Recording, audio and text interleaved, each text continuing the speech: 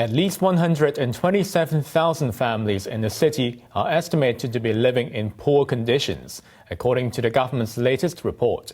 Authorities also announced that its housing supply target for the next decade will stay at 430,000 units. Johanna Chan reports.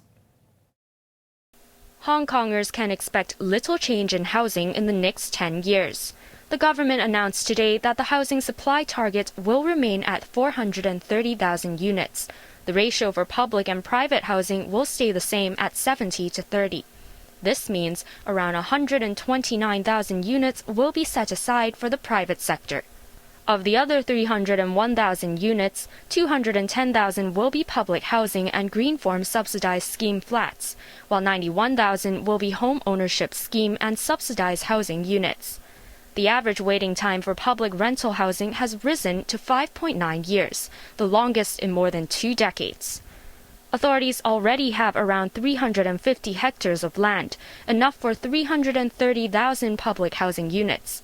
A third of those units are expected to be completed in the next 5 years as they go through the rezoning process. The rest can be expected in the latter half of the decade. The government also said the number of families estimated to be inadequately housed has risen to 127,000, up 5,000 from the previous estimate, with 92,200 living in subdivided flats. Housing Chief Frank Chan said the government will increase supply by pushing forward development projects and redevelop the housing authority's old estates and factory estates.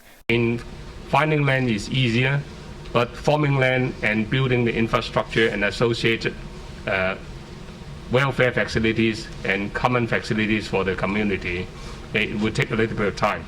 By compressing all the work we are doing and in planning, it still takes time, and therefore I would say that the housing supply will be much more and faster in the years to come. Chan also welcomed New World Development's move to launch subsidized homes, saying discussions are ongoing over land premiums. Johanna Chan, HKIBC.